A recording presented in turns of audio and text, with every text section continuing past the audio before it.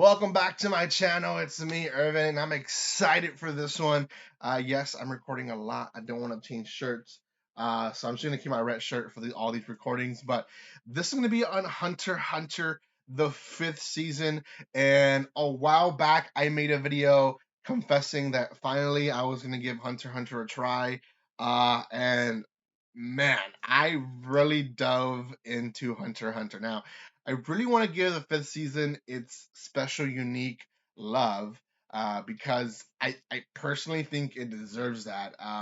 One is probably the biggest series or the biggest season of them, but two, it was the best season this far. Now, there's still a sixth season, and I think there might be actually more for me to watch in I don't know, in uh another website, but Netflix only has six seasons. I'm in the last season. Have not started it because I want to make this video for you guys about Hunter x Hunter the fifth season. Now, before anything, guys, if you have not done so by now, make sure you subscribe to my channel. Give some love by commenting, liking, and sharing. I am going to be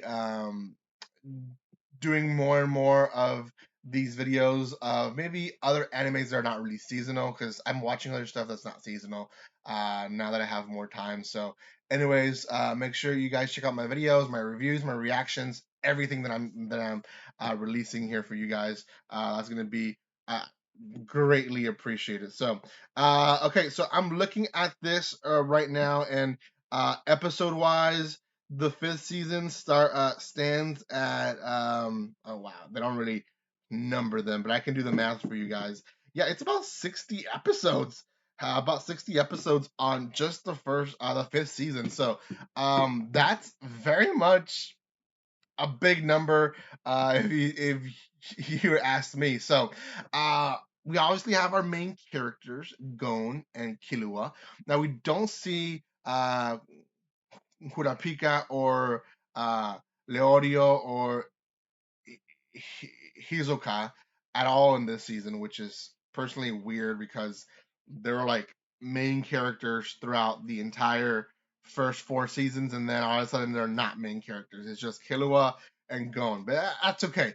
Killua and Gon are basically still training, or not training, but moving up in the ranks, and essentially they're sent to this mission with uh, a leader, and they're trying to kill these insect ants, and they're essentially humanoid animals. And what ends up happening is pretty bad. The leader is captured, and eventually we learn that he's killed.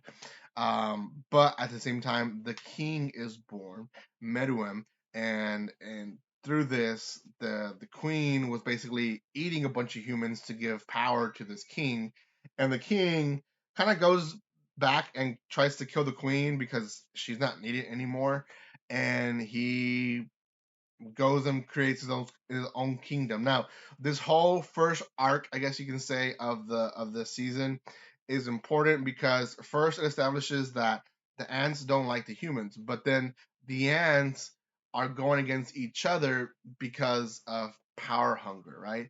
Who is going to be the one on top? There's different mentalities of who should be on top, and Meruem didn't want to be having to deal with a queen if he is the king. So he tries to kill her. I believe she actually does die. But because of this, some of the previous ants that were created before Meruem uh, become alliance to the humans. Meruem creates his own kingdom. He has ants that were part of the queen that are basically doing the dirty work. Then he has his own ants that are very much the like heavy hitters, and um, Neferpitou? I can't pronounce her name right.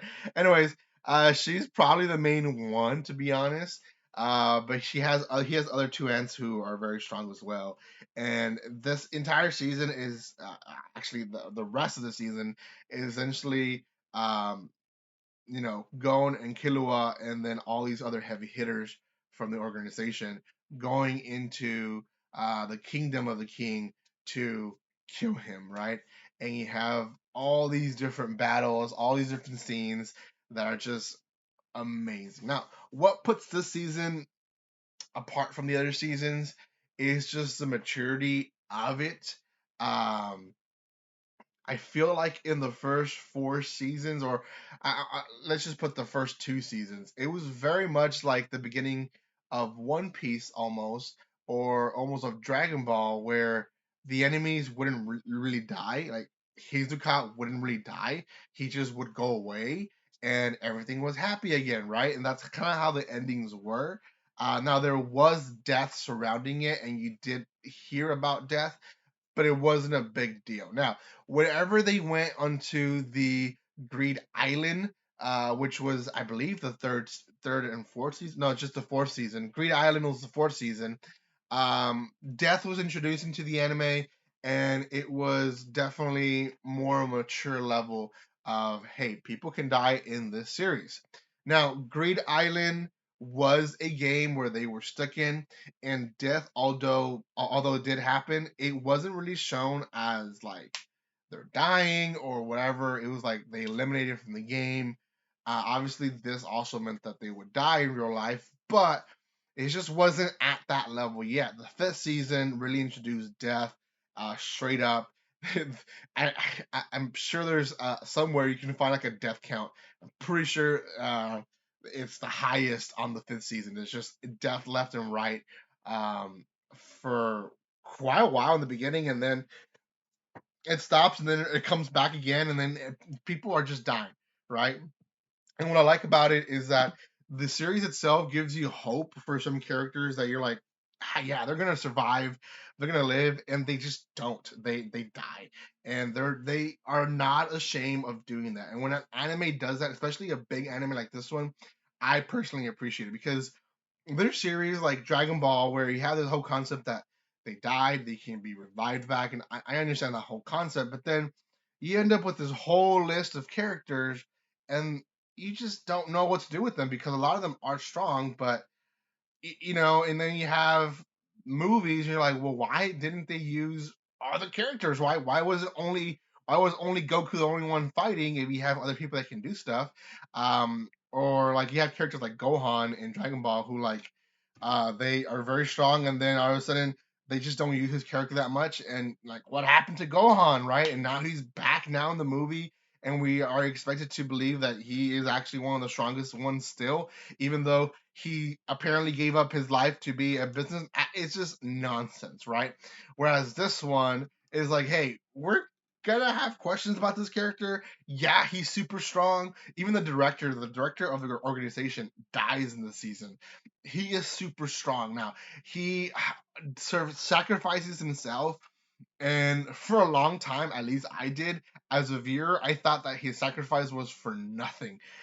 But later on, towards the end, we find out that his sacrifice was actually meaningful, and there was actually uh, a great attack that he actually created to defend humanity, and it's all of that. It was so much that I had taken. Gon is near to death. We don't know what's going to happen to him. He used up so much of his power that he actually jumped years of age. It's kind of weird. So you have all this stuff going on. The conclusion of season 5 was nothing like the conclusion of season 4, 3, 2, and 1. And the reason is season 5 clearly gave you indication that he's not going to be messed with as a writer, and he's going to write what he wants to write. It doesn't end with the whole sappy, and we're all happy together. Yay! Now let's go to our next mission. It doesn't end like that. That's what I like season 5. Season 6 obviously is going to start at a very, very dark tone, and we'll see what happens with season 6. It is one of the shorter ones, so uh, I'll watch it. Not sure if I'll review it, but we'll see. Anyways, guys, thank you so much for watching this. I know I babbled a lot about it, but anyways, if you're watching up to this point, might as well subscribe to my channel. Give some love to it by commenting, liking, and sharing. I am going to be posting more videos. I've recorded some already today. Same shirt. Yeah, I'm not changing it.